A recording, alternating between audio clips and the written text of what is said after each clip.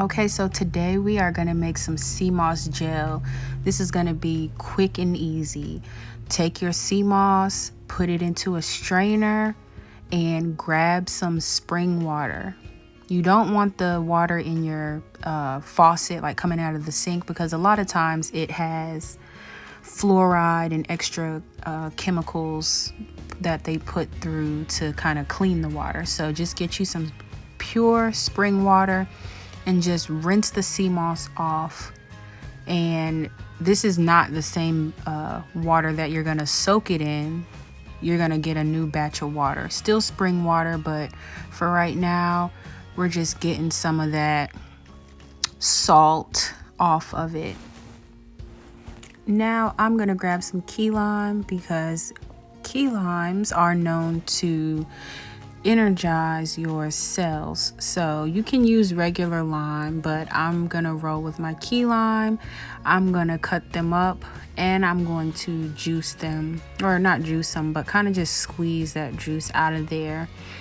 And I'm still gonna let the actual key lime sit in the water with the sea moss so that it can absorb as much of the key lime juice that it can. And I want you to pay attention to the difference in how the sea moss looks in its dehydrated state, and once it has absorbed a lot of water. It'll go from really skinny to really thick and plump. I'm going to sit this in here and I'm going to let it sit for about 8 hours overnight. Wake up in the morning and I'm going to blend it. So you see the difference? Very thick. So let's go ahead and blend. Now, you don't need a measuring cup. Just note wherever you put the sea moss into the blender, you're going to go ahead and add the same amount of water. Wherever your sea moss stops at, that's where your spring water is going to stop at. And then you're just going to blend and keep blending until it is completely smooth and creamy. You don't want any clumps and lumps in there, kind of like when you're mixing a cake. So continue to blend. You can open the lid, stop it, check it out. But I blend it for about 5 minutes.